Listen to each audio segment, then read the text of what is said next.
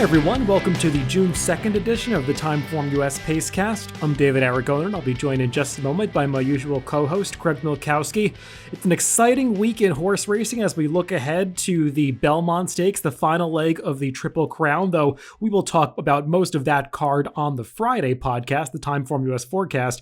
We're recording this one a day late on Wednesday, so we're already in the midst of looking at PPs for next week, but the focus of this podcast is going to be looking backwards at last weekend, Memorial Day weekend, when we had a 3-day weekend of racing, Saturday, Sunday, and Monday, graded stakes on all of those race days.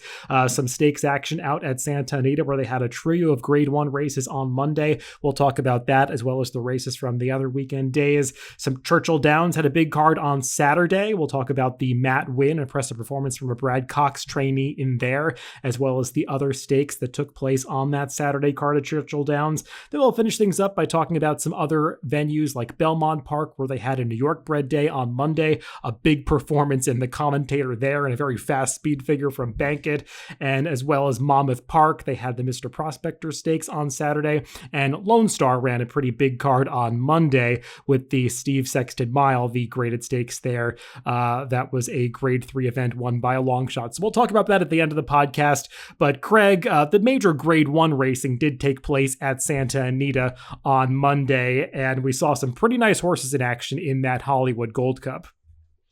Yeah, we did. They had both run big figures last time out, the top two, and I think they came back and backed it up. And Country Grammar won the race with I guess it's about a 128, as I say all the time. I don't do the Santa Anita figures, and being it was a Monday card, I won't get those back till later this afternoon, but it looked pretty straightforward to me. So a really nice number by both of the top two, and they look like horses who I would have to say are right at the top of the older horse division, given the kind of numbers they've hung up in these two spots. Royal Ship was able to get the win last time. Country Grammar turned the tables, but I don't think either one of them lost anything in defeat either time. They have both really seemed to have turned a corner this year. Yeah, as you said, these two had run so fast in their prior start, and I think a lot of us were wondering whether they could validate that performance in this Hollywood Gold Cup. And while their speed figures did regress just slightly, they really cemented their position among the atop that older horse division in California, putting on another nice show again. This was a really exciting race to watch. I thought Mike Smith gave Royal Ship an excellent ride. I saw some difference of opinion about that on social media, but I thought he did a great job getting this horse who drew the rail to the outside, coming by the stands for the first time. Obviously, the plan was to get this horse to the outside, and I thought he was able to do that seamlessly by the time they moved into the clubhouse turn, and Royal Ship really had the best of it from that point on. He made the lead at the top of the stretch, looked like he had the race won, but Country Grammar just was relentless on the inside, and he was able to battle back for the victory. That son of Tonalist has really taken a big step forward since the switch into the Bob Baffert barn this year. He was with a very good trainer in Chad Brown last year, but he's obviously taken his game to a new level for Bob Baffert. So hopefully we get some more battles between these two in the future, because they seem as talented as any horse in the handicap division across the country. Yeah, and sometimes we see this, horses that are kind of late developing, 3-year-olds like Country Grammar was, and he kind of had an abbreviated campaign that year as well, as he wasn't seen. I think something went wrong in the Travers, and they're not rushed off to the breeding shed and get some time to develop like this one did, and it shows these horses can run really fast if you can keep them sound and keep them around for a while. We saw that with horses like Gunrunner and California Chrome, and they took it to a whole nother level with their speed figures. But it's just what happens when horses stick around and we get to see them. Unfortunately, it just doesn't happen very often anymore. But these two are good. I know we had mentioned last time Royal Ship. I think he's found his home on dirt. He had run a lot of his races on turf, but I don't think that's going to be in his future anytime soon, because he's the real deal too. Yeah, it was kind of funny the way they bet this race, letting Royal Ship go off as the third choice at 3-1. Express Train was in between those two from a wagering standpoint, and he was probably the disappointment of this race, not taking the necessary step forward to get on terms with those two horses who would run that fast number in the Californian. And maybe it seems like Express Train doesn't quite want to go a mile and a quarter, though also it could be that some of those races that he looked so good in early in the season just weren't as tough as the stakes that he's running in now. Yeah, I would agree. It would have been nice if we could have seen Idol in this one because I think he loves the mile and a quarter. But I tend to think, like you said, it's a little bit of both. I don't think he wants to go this far. I even have my doubts at a mile and an eighth, but he was able to win that San Pascal, which was a pretty weak field. But in the Oakland handicap, he disappointed. And yeah, I just think it's a combination. A little too far, and his win did come against pretty easy competition as he only got a 117 speed figure that day. In addition to that Hollywood Gold Cup, there were a couple of Grade 1 events on the turf on Monday at Santa Anita. One of those was the Grade 1 Shoemaker Mile, and the heavy favorite in this race was Smooth Like Straight, who was coming off an excellent performance in the Turf Classic at Churchill Downs, where he was just barely beaten by that duo that dead heated for the victory, Domestic Spending and Colonel Liam. And Smooth Like Straight was getting the class relief he needed here, getting back to his preferred distance of a mile. But I've got to say, they didn't make it that easy for him on the front end because a couple horses did take shots at him early. He was just too good for them in the end. Yeah, I mean, I don't think that was a big surprise. We had him shown in second on the pace projector, but Whisper Knot's a quick horse who, Smooth Like Straight was never going to have an easy lead, I don't think, in here. But I think the turn back to that mile distance is what really made the difference. It does seem to be where he excels. He was game as could be in the Turf Classic, but a mile and an eighth is probably just a little too far for him to show his best. But good effort here, and the horse who's a runner-up say the word. I mean, he had won the Grade 2 Elkhorn. He was turning back quite a bit in distance, but he's obviously a really solid horse as well that's in good form for Phil D'Amato. I imagine we'll see him back at his preferred longer distances going forward, but I thought both of the top two ran pretty well in here. Yeah, it was a bit of an odd choice to see Say the Word show up in this race rather than the Charles Whittingham going a mile and a quarter on this same weekend, which would have seemed like a better fit for him, but I suppose they wanted to aim a little bit ambitiously and go for that Grade 1 in the Shoemaker, and he ran pretty well, though he did get plenty of pace to close into. They went an honest clip up front, and he just wants to go farther than a mile. I thought he ran well, all things considered, but Smooth Like Straight was just a little better than him over this trip. The others, I don't think, had a big excuse. I mean, Whisper Not, the horse that you mentioned, who was the other one with speed in this race, he just got the kind of trip that you don't really want on the turf, chasing 3 wide throughout and chasing 3 wide through honest fractions. I think that kind of sealed his fate, but he probably wasn't as good as the top two anyway. Yeah, I was going to say he's a horse. His odds were, I thought it was a one-horse race because of the distance, and Whisper Not just not in the same level as Smooth Like Straight. I didn't mention, don't have an official speed figure, but I think it's going to be about 121 for this race. So he's another one of those 4-year-olds who's really progressing and making the turf division around the country a lot more interesting this year. The final Grade 1 that we'll talk about from that Monday card at Santa Anita was the Gamely, going a mile and an eighth on the turf for the fillies and mares. And this is one where the bettors just could not get enough of Charmaine's Mia, a horse who had really cut her teeth as a turf sprinter, and they had gotten her to stretch out to a mile in a couple of starts this winter and spring at Santa Anita. They attempted to make her go the mile and an eighth here, and she just couldn't handle it. She was the 4-5 favorite. Things went right for her on the front end. The pace was honest, but she really hit a wall on the stretch, and the entire race basically fell apart. And Maxim Rate, who had been kind of banging on the door against Grade 1 company in tougher spots prior to this, she broke through with a victory here. Yeah, looking at my worksheet, I would even say the pace was more than honest. It's going to be coded in red for all the fractions, but I don't want to give a lot of extra credit to the Charmaine's Mia because she did it by herself. I don't think she wanted to go much slower than her. I think the distance was always going to be a question with her, and it proved to be her undoing here. So it's a case where she went too fast, but if she ran back at a mile and an eighth, I would expect the same exact thing. Outside of her, if you didn't like her at the distance, the race looked pretty wide open to me. All the horses basically had been running similar speed figures, and the one who got up was Maxim Rate. She ran a really nice race for Simon Callahan. I think she's going to get about a 118 TimeformUS speed figure, which I think is a career best for her. But she's a pretty lightly raced 5-year-old who's been progressing pretty nicely. She didn't handle the trip out east, But I would probably put a line through that because I think it may have been the course more than anything. It was the first race off a layoff, and she looks pretty promising.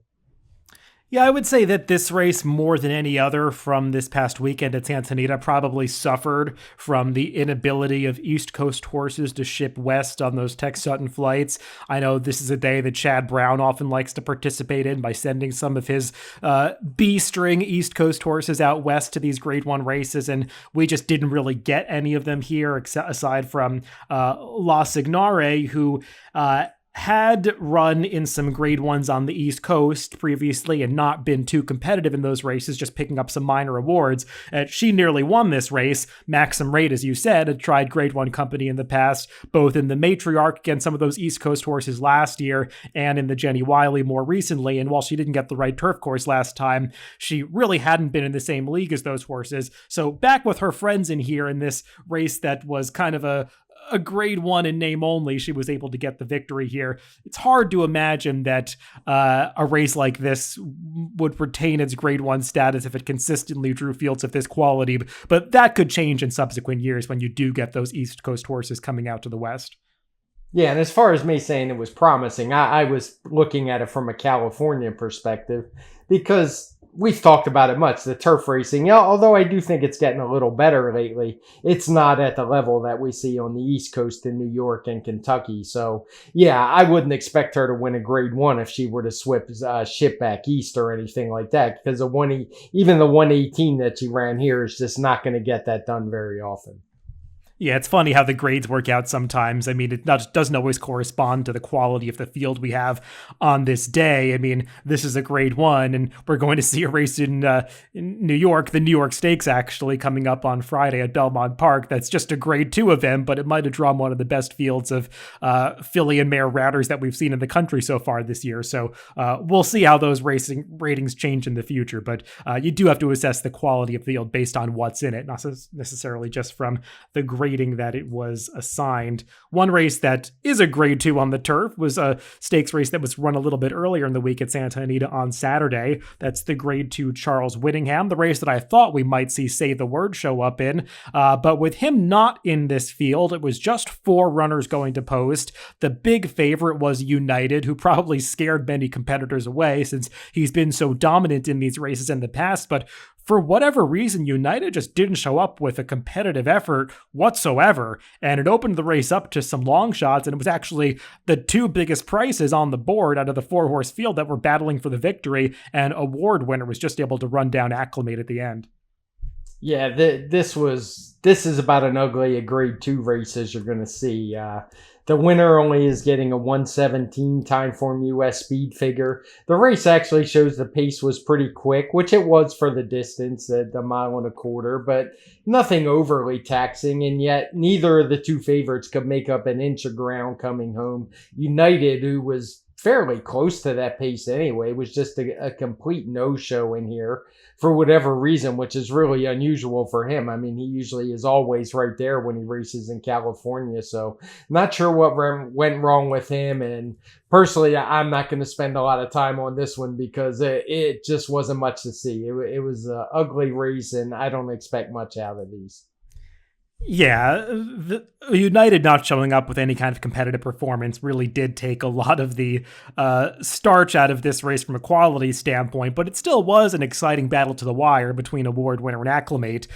They're just never going to be mistaken among the top turf horses in the country, so we'll see what happens when they meet some tougher company next time out, or if United can bounce back. I did not see any reporting on exactly what happened to him, if they found an excuse for that poor performance, but hopefully we get to see the good United the next time that he shows up. Yeah, the one upside, I would say, it was good to see Acclimate kind of back in form for him anyway. He's a 7-year-old who has had some much better times. He's won some pretty big races, but he hadn't shown that lately. But this was a good effort from him.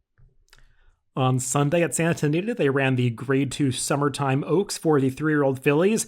Another pretty small field in this one. The favorite was the previously undefeated Soothsay, but she had no answer for the late run of Crazy Beautiful, who shipped over from the East Coast, coming out of a pretty disappointing effort in the Kentucky Oaks. But she rebounded here, dropping in against some softer company, and the West Coast fillies just couldn't quite hang with this one.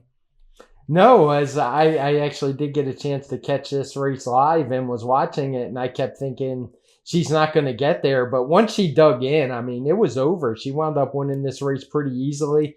It's not going to be the most flashy speed figure you're ever going to see. She only ran a 103, which kind of leads you to believe it just wasn't all that strong of a field. I mean, Soothsay was 4-5 coming in off a couple wins, but her best speed figure had come with only a 101 TimeformUS speed figure. So again, pretty weak race for the class. As you said, there was some trouble with other horses getting there from the East Coast, but I would have expected more out of a Grade 2, but it's just not happening these days out west. We're getting a lot of weak fields like this.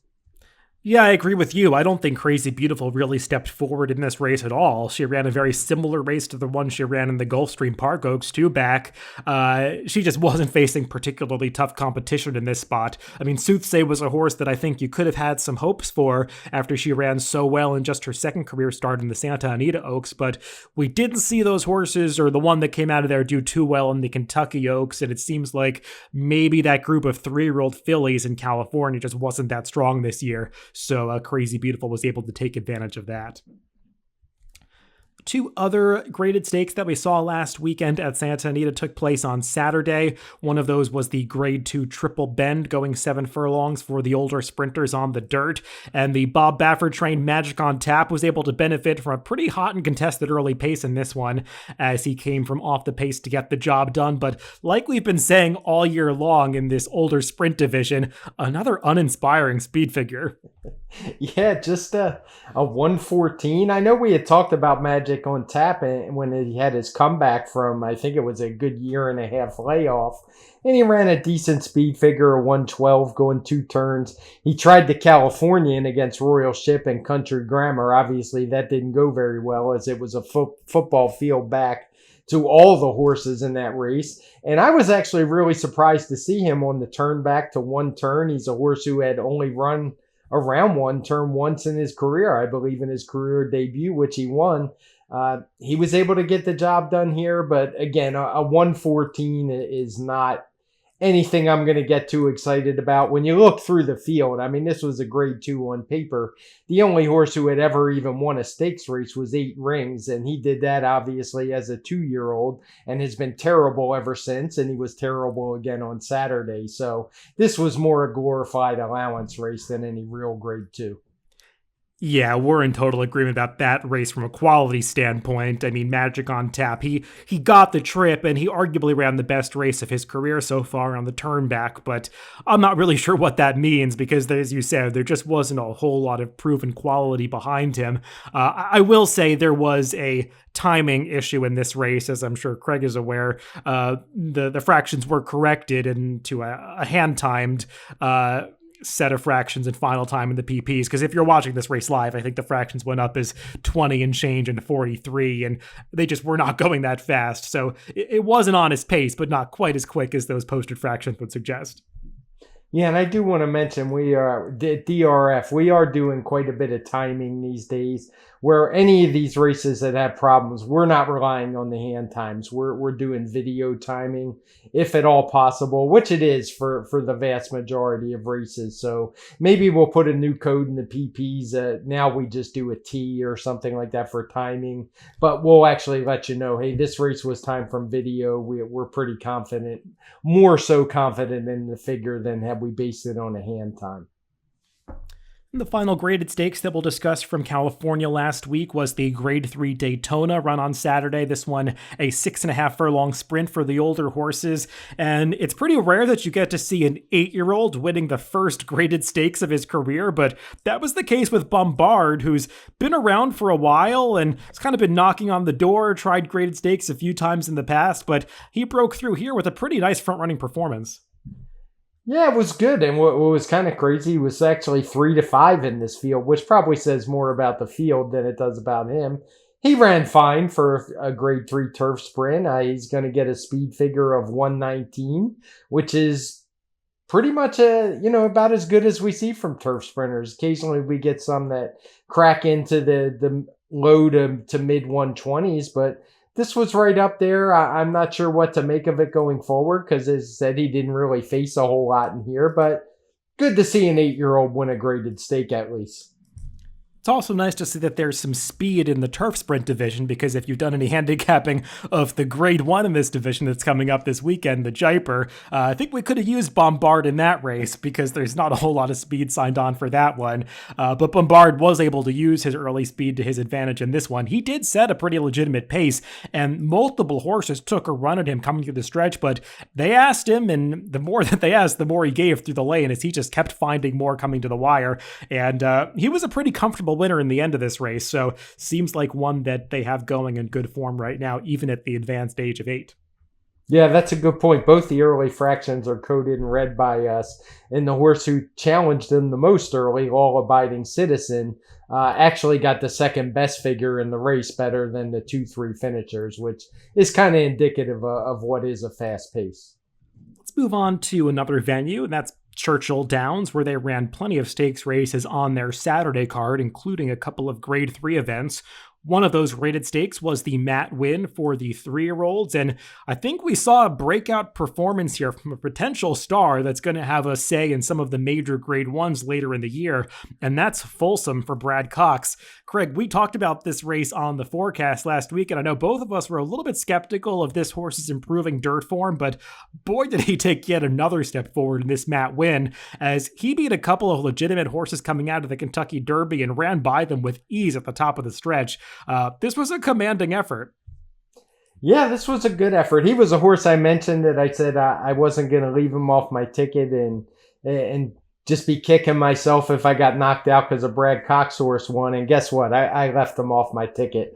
But a lot of it the more I looked at it, I just had a feeling he was going to get bet down. And he really did to favoritism. I didn't particularly care for him. And so I left him off. It turns out I wouldn't have hit it anyway. As chalky as it was, I'm not going to lose any sleep over that. But it just kind of shows he's a horse in his 2 dirt races. He had won pretty easily.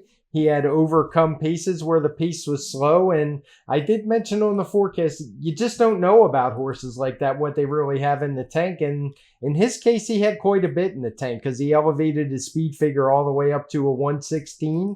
And that's not too far off what we saw in the early Triple Crown races. Yeah, the way that this horse finished is what really impressed me, because he was kind of sluggish out of the gate like he's been in a few other starts, and he was lagging pretty far behind around the first turn.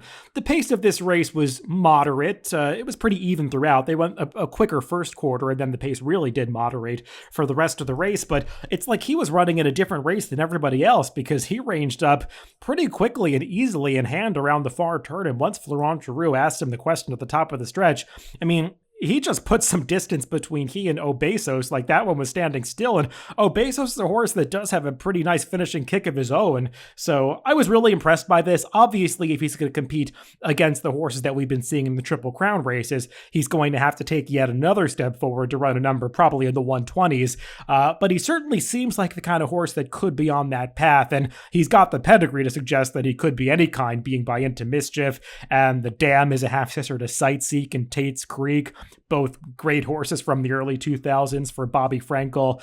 So a lot to like about Folsom, and a horse with plenty of upside moving forward.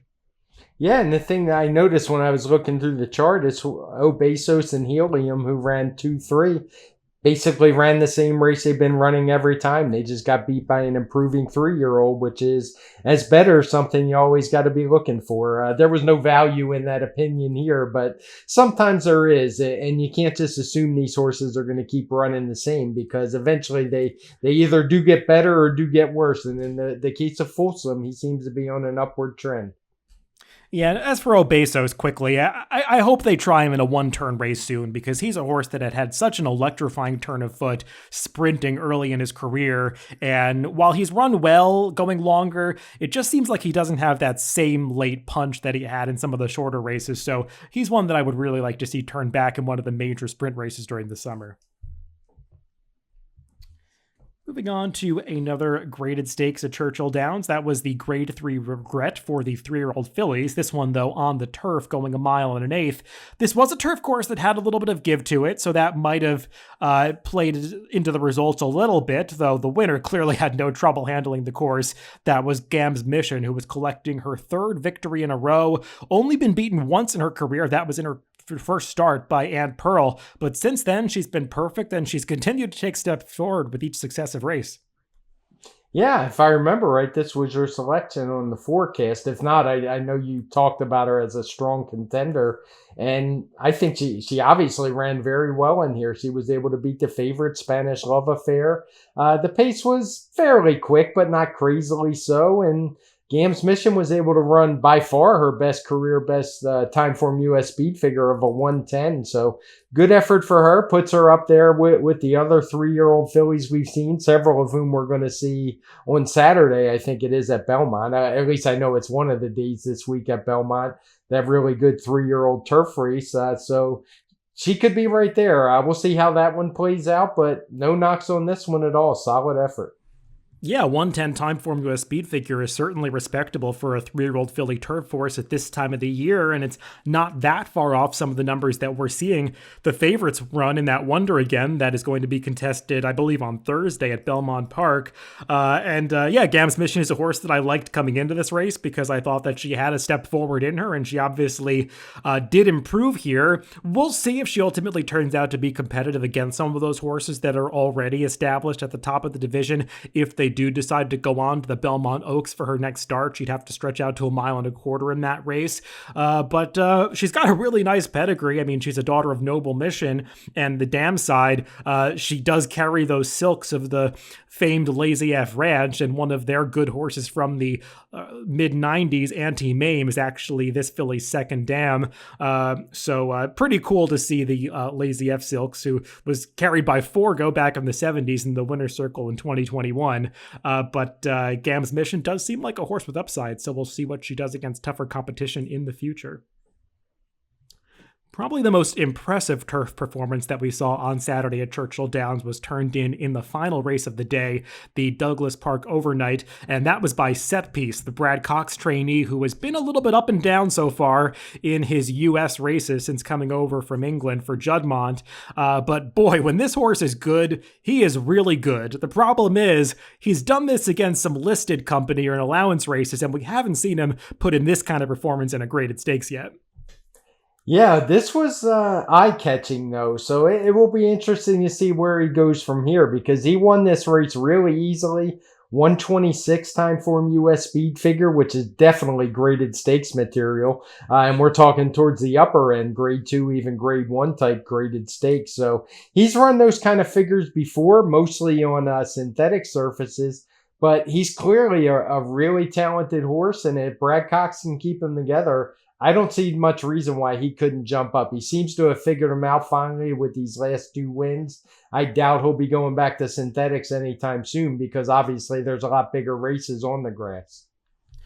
Yeah, this was visually impressive, to say the least. I mean, he didn't even have cover coming around the far turn, but he ranged up very wide. I mean, Florent Giroux rode him like the win was in the bag. I mean, he didn't have to worry about saving ground at all. He just had to point this horse in the right direction.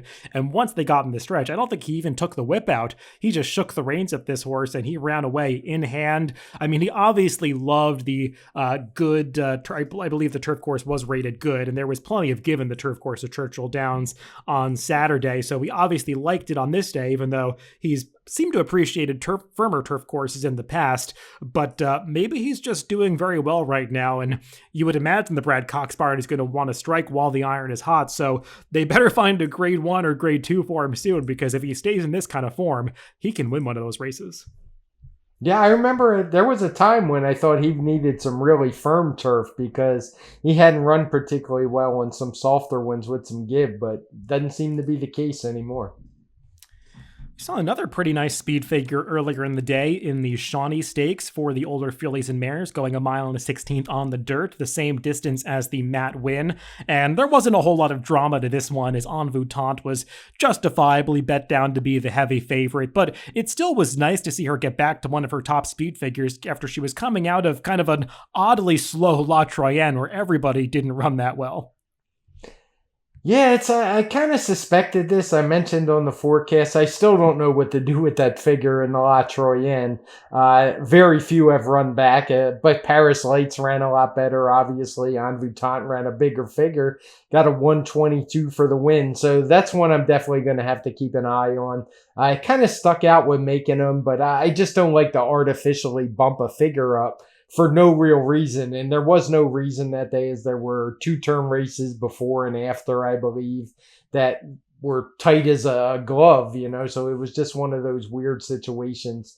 But yeah, Envoûtante proved she's, not far off that top tier. She's run 120 type speed figures before. Now, she hasn't done that well when thrown in against the top horses, so there is a little bit of hesitation there, thinking she can immediately jump back up to the top of the class. But this was a pretty solid effort. Now, I will say she should have won, because really Paris Lights was her biggest competition on paper, and she was coming off a complete stinker of a race. So while she did run better, I do think it was a really easy field and more or less a paid workout for the winner.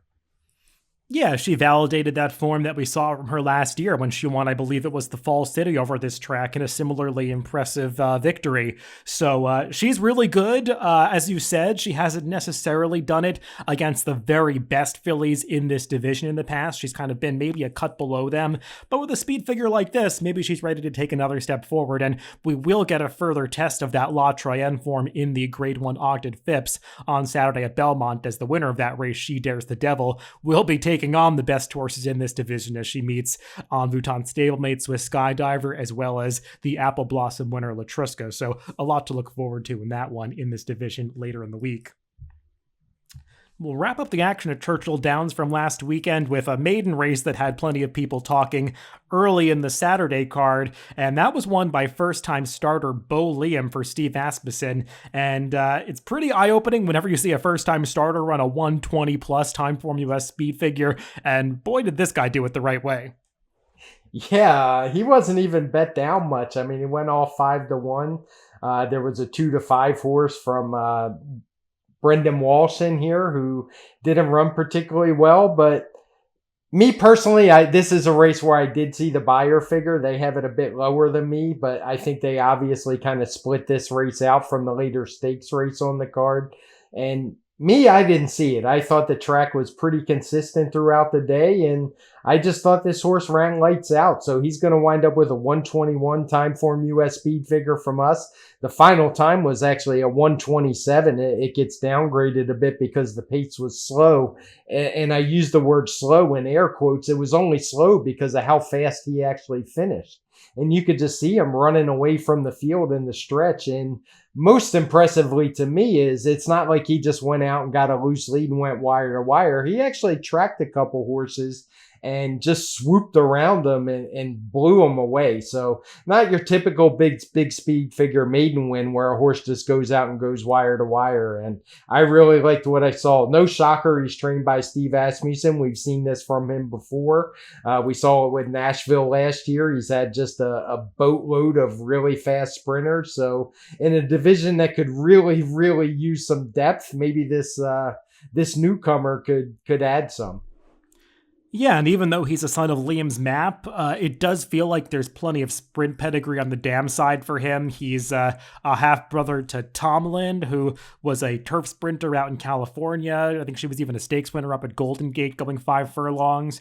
There also is a 2-turn turf winner in the family, Strike It Rich, but it seems like a little more speed on the dam side, and he obviously showed a ton of speed in this first outwit, and we're seeing some really impressive promising 3-year-olds coming out of the woodwork since the Kentucky Derby has been run. I mean, there was that very impressive maiden winner at Santa Anita, Flightline, who I think ran the exact same speed figure 121 that Bo Liam got in this race. And I'm not sure where he's been since winning that first start, but he looked so promising. And even First Captain, who we're not going to talk about on this podcast, but he was an impressive debuter at Belmont about a month ago, and he came back this past weekend and notched a non-winners of one allowance victory in the slop. So a lot of 3-year-olds that haven't yet competed in stakes company that could make some noise later in the year. Yeah, there's that one who was in the Bob Baffert barn as well, who's running at Aqueduct at Belmont. I believe it's for Todd Pletcher this weekend. His name escapes me, but I think he's... Following C.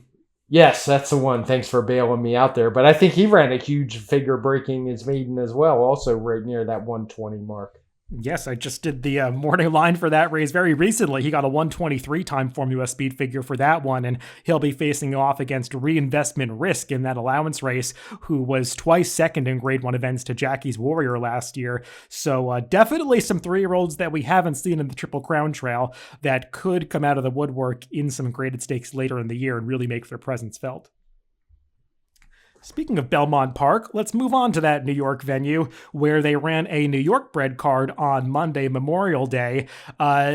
6 stakes races on that card. Not all of them achieved speed figures that are really worth talking about, but one that certainly did was the commentator going a mile, as Bankit, who had kind of been a little bit in the shadow of Mr. Buff as the top New York bred out there over the past couple of years. He really flipped the script here, as Mr. Buff was nowhere, and Bankit just ran away from this field to win by 13 lengths with a speed figure that I didn't think this horse was capable of. No, yeah, I didn't think so either. And I had to kind of go back and double and triple check my work, but he got a 124 TimeformUS. And I mean, to be honest, Bankit had kind of tailed off this year. At the end of last year, the beginning of this year, he wasn't looking like the same horse, but then he kind of started putting things together. He won I think it was the Rob at Aqueduct, and he went to Laurel and won a race. He'd struggled a little bit in the slop, but he's just been in top form. I thought he ran decent in Oaklawn when he was second to runaway winner American Dubai, who was kind of a head scratcher that day. But he just showed that top form is continuing. Now, whether he can reproduce this kind of effort, I don't know. Personally, I think you probably agree. I hope they keep him at this one turn, because I know he's been running. He's just a warrior. It was his 30th career start. He shows up for every dance, and I know both of us think he's a better horse around one turn. And he finally got a chance to show it. And I'm impressed by what I saw, and he's going to be around for a while because he can certainly rack up some money in the New York bred division. Yeah, I've always liked Bankit going a little bit shorter than those 2-turn races that they seem to try so often out of town with him. And when they race him in New York, he can run in these 1-turn races going either 7 furlongs or a mile, or even a mile on the 16th at Belmont. And it just seems like he has an extra burst going that distance. And furthermore, it seems like he's really benefited from being ridden a bit more aggressively. He's a horse that sometimes in the past could get too outrun in the early going and have way too much ground to make up. But I liked the way that Jose Lezcano was not afraid to make an early move in this race. I mean, he actually got in front of Mr. Buff leaving the half-mile pole, and by the time they got into the stretch, he already had established a lead, and he produced that closing kick when he was already on the front end. So he was able to achieve a very fast speed figure by running it that way, something we don't often see from horses that typically are regarded as closers. But wow, this was some effort by him. Obviously, nobody else really showed up in this race, and Mr. Buff was nowhere. It seems like maybe a muddy track just isn't his preference as he's gotten older and late in his career. Also, maybe he's lost a step. I think that's something that's been established at this point, but nobody was beating Bankit in this race regardless. Yeah, I mean, he won by 13 lengths. So speed figure aside, I mean, it would be almost impossible to give him a speed figure that wasn't fast. I mean, that's just what's going to happen when horses win off and run by that much. I do wonder with Mr. Buff, it could very well, he's been tailing off, but as you mentioned, it was a muddy track, pretty slow track, and he's a horse who is just huge. So it's always, that would be the kind of horse that I would think would struggle in the mud more than most. Yeah, one of the race I did want to mention from this Monday card, which is, I know not on our rundown, Craig, but that was the Mike Lee, which was won by River Dog, who's now 2 for 2 in his career. Did not get a very fast final time number, but that was a race that featured a very fast pace, and I thought he did well to survive that and still win. He is a horse who, speaking of these 3-year-olds that had run fast numbers in their debuts, he had gotten a 1:15 in his 6-furlong debut, beating New York-breds by about 7 lengths. So he only got a 1:13 in this race as he regressed a little bit, setting that very fast pace, but I still think he's a 3-year-old New York-bred that has a lot of talent and will be worth following in the future. Oh, no doubt about it. And I liked how he showed he rated first time out. He was able to come from off the pace a little bit. And this time he kind of let the horse who was up on the lead, excellent timing, go and just sat right off his flank. And yeah, to me, I'm not going to put a lot of stock in it dropping from a 1:15 to a 1:13. They're basically the same to me. He pretty much matched his output. And you know, you always wonder when you make a maiden, especially in New York bred. I know we had talked about it on the Pacecast when he ran that. You wonder about making a big 1:15 speed figure for that type of horse. So I'm always glad when they back it up and show that it was a completely legitimate effort. Speaking of some horses with upside, there are also a few of those in the 4-year-old division, as we saw the return of Happy Saver on Friday at Belmont Park. This is a horse who is still undefeated. He's now 5 for 5 in his career. He was the winner of a somewhat weak Grade 1 Jockey Club Gold Cup last year, but he really passed every test in 2020, and he did everything right in his return from the layoff here. He's obviously going to have to run faster than he did in this allowance race to be successful against Grade 1 company again, but not just nice to see this horse back in action because he looked so promising last year. Yeah, he won with a 1:13 TimeformUS speed figure, 1:16 final time. I'm not putting a lot of stock in that figure. I mean, the figure is fine. I don't mean it that way, but the pace was just so slow in this race. He didn't care about how fast he ran. Irad Ortiz was just kind of tracking. Although it turned out fairly tight at the end. I mean, I think he knew he was on much the best horse, and he just did what he had to do to get the win. So for me, this was kind of a paid workout more than anything else. If he runs back next time in a stakes race, I'm going to judge him more off that 1:23 speed figure he ran winning the Jockey Club Gold Cup than I would this race. I thought it was just fine for a return. Let's close things out on this podcast by mentioning a few other venues where there was some notable stakes action this past weekend. One of those was Monmouth Park, where they did get plenty of rain throughout this Memorial Day weekend, which was somewhat unfortunate since it was their first week of racing there as they opened their 2021 meet. But a horse that didn't mind the sloppy conditions at all was the winner of the Mr. Prospector Wind of Change, a horse that we have talked about in the past who has been really quick out of the gate in some races going a little bit longer than this, but now in the Saffie Joseph barn focusing on sprints, seems like he's a sprinter that might have some real talent. Yeah, he's always been a fast horse, and maybe they finally found this whole card here. You got a 1:19 TimeformUS speed figure. It wasn't the strongest field, but he's quick, and he's going to be a factor against almost anybody. And I say maybe it wasn't the strongest field, but that 1:19 would stack up pretty well against almost any of the sprint stakes we've seen for older mares this year. So just have to see where he shows up. I do have to ask, I'll give my opinion real quick since the whole world seems to be talking about Monmouth and the racing with very little use of the whip, and a lot of jockeys aren't even carrying them to be safe. Personally, the races I've watched, I don't see where it's that big of a deal. I'm curious what you think, because the races look just fine to me. For all of the controversy about this, I mean, it's kind of amazing how smoothly this first week of racing at Monmouth appeared to go. I mean, obviously everything was off the turf, so that's not ideal to really get a read on how some more competitive turf races will be contested, where there's a bit more jockeying position in closely packed fields. That said, I mean, some of these controversial issues, whether it be whips or Lasix, I kind of go into them not really having a strong opinion, and it's not until those who kind of are defending the status quo have to really speak up and defend why they think nothing should change in this sport do I start to form an opinion, because a lot of those arguments defending the status quo really don't hold up to much scrutiny. And, no disrespect to the jockeys who have the toughest job out there getting on these 1,200-pound horses. I know that their job is extremely dangerous and they have way more bravery than I could ever muster to ride these horses in such competitive and dangerous conditions. But that said, a lot of their arguments don't hold a lot of water about why you need a whip. I mean, it seemed to me like steering is actually a lot easier to do when you're not hitting a horse with the whip. Horses tend to keep a straighter path when they're not being hit with a whip in the stretch. And also, just from a safety standpoint, a lot of these riders who could have had the option to carry a whip for safety didn't even choose to carry one. And watching the races, it didn't seem like the horses needed the whip to be encouraged. I mean, they ran because their jockeys were asking them with their hands and heels, and you didn't see any kind of trend where horses weren't passing others. I know that was a concern of a lot of handicappers, that you'd see just merry-go-round races without horses passing one another, but that wasn't the case at all. None of these days in the TimeformUS charts are coded with a rating that suggested favored speed or closers. They were very fairly run races. So, not that I'm saying that whipless racing is necessarily going to be the way of the future at all venues, but it's an issue that I just don't think matters that much.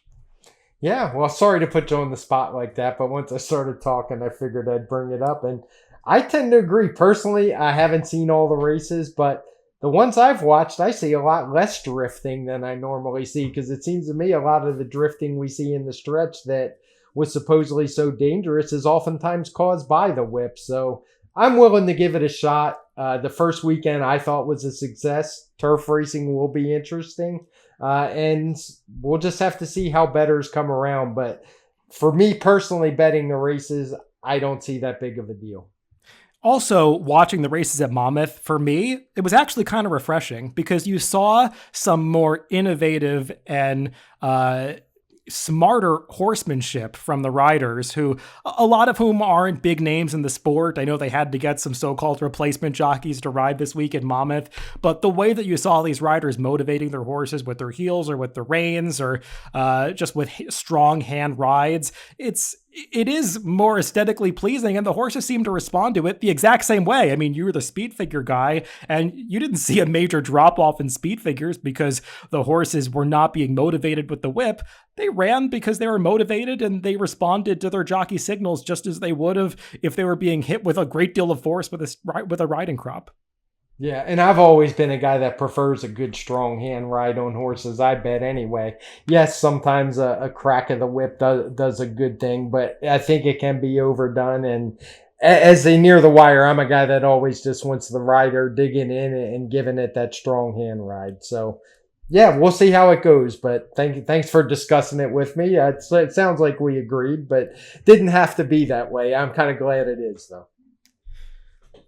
Back to the racing, let's wrap up the action on this podcast with one more venue, that being Lone Star Park, where Craig actually visited on Memorial Day, and they ran a few stakes races on that Monday card, the highlight of which was the Grade 3 Steve Sexton Mile, going the 2-turn 1 mile distance on the dirt, and this race did produce quite the upset, as Mo Mosa, who I think we had talked about when he ran in the Oklahoma Derby last year and was recently coming out of a victory at Fauner Park, was a runner that really was kind of unheralded coming into the race, but he certainly liked the sloppy conditions on Monday. He did, and I'm almost embarrassed to say it, though I was there at Lone Star. I was not there for the Sexton Mile. I was actually en route back to Oklahoma because, as people who followed along knew, it was just torrential downpours all day. It was a late card as it was, so we actually left after the 9th race, and I wound up watching this on replay, but yeah, solid effort from Mo Mosa, who came out of that Gus Fauner Stakes, which seems to be becoming a key race every year. It is my horse that won it last year, whose name I'm forgetting. Sleepy Eyes Todd. Yeah, Sleepy Eyes Todd won it last year. Now Mo Mosa comes out and wins the Sexton Mile. So good effort. He got a 118, I believe it was, TimeformUS speed figure for the win. It was pretty treacherous conditions out there, but he beat some decent horses in there. I mean, Warrior's Charge went off the second choice. I don't think he had much of a chance. He kind of blew the break. CZ Rocket was attempting 2 turns, and he ran fine, but I think we'll see that he is probably best suited sticking to one-turn races, or maybe it's just the sprint division's weaker because he probably ran about the same speed figures as he was running in sprints, but I suspect we won't see him around 2 turns anytime soon. But fun race at Lone Star Park, and always a fun time to go there. It's a really nice facility if you ever get the chance. Yeah, I thought it was kind of an odd placement for CZ Rocket to run in this race. I know it was a pretty sizable purse, but he had never been one that looked like he was crying out for 2 turns. So just a little strange, given that there were some other sprint races that he would have been a perfectly sound fit for. And he's one of the few sprinters out there who had run a 120 plus speed figure this year and looked like he was on his way to maybe, asserting himself as being the dominant force in that sprint division. So this performance throws a bit of a monkey wrench in that. Hopefully he regains his form when he gets back to one-turn racing. But yeah, I don't have a whole lot to add about Mo Mosa. I'm not sure where this performance came from other than the fact that he appeared to really like the track conditions on Monday. The final race we'll talk about, also from Lone Star Park, was the Texas Derby. This was a listed stakes race for the 3-year-olds going 1 1/8, and one that did feature a pretty honest pace in the early going. Dreamer's Disease had a pretty sizable advantage coming around the far turn, but he just hit a wall once they came into the stretch, and things kind of fell apart late, which allowed Warrant to get up, even though he was pretty wide around the far turn. Yeah, it was a pretty quick pace. We have the half and the 3/4 coated in red in here, and it set it up nicely for Warrant. I mean, it was no real surprise in here. I think he wound up going all favored for Brad Cox. He was coming off a good second to Folsom, who by then everybody had seen what he had done in the Matt Win. He was second to him in that Oaklawn Stakes in that slow pace, and he was able to get the job done. He got a 110 Timeform US speed figure, so not quite as good as Folsom, but that's not really a surprise. I think Folsom showed he's the better horse at this point, but good effort from Warrant, and I could see him competing in the other derbies, kind of the Indiana, Ohio, Iowa, Oklahoma Derby type horse. Yeah, Warrant seems like a reasonably talented horse, not among the upper echelon of 3-year-olds out there, but as you said, there are plenty of big purses out there for the B and C string 3-year-olds, and he seems like one of those. The big disappointment in this race obviously was Superstock, the Arkansas Derby winner who was exiting a 16th place finish in the Kentucky Derby. It's really starting to feel like that Arkansas Derby form just has not held up at all. I know that the race got a respectable speed figure, but the subsequent performances of this one and Concert Tour, and we'll see what Caddo River does, but even Hosier came back out of that race, didn't run well at Pimlico. It just feels like that's kind of turning into a negative key race. Yeah, for sure. I mean, I don't think we had it very strong anyway. It was okay, but yeah, it kind of set up for the winner that day. He got a decent figure. He wasn't able to, I mean, he ran okay at Lone Star, but nothing great. So yeah, that Arkansas Derby is just so, I think. Well, that's all the racing action to recap on this Wednesday. As I said at the top of the show, though, there was a lot to look forward to coming up later this week. The Belmont Stakes Racing Festival will kick off tomorrow on Thursday with a few stakes races, but things really kick into high gear on Friday and especially on Saturday, where they have those 8 Grade 1 races, 7 in addition to the Belmont Stakes, the final leg of the Triple Crown. So Craig and I will be doing our usual Timeform US forecast on Friday. I'm sure I'll be handicapping a lot of that Saturday card at Belmont, so plenty to look forward to with that. Remember that you can always listen to our podcasts on DRF.com, Apple Podcasts, Spotify, and YouTube. Wherever you get your podcast, just make sure to subscribe to the Daily Racing Form channel. Thanks for tuning into the Pacecast this week, and make sure to stay tuned for that Timeform US forecast on Friday.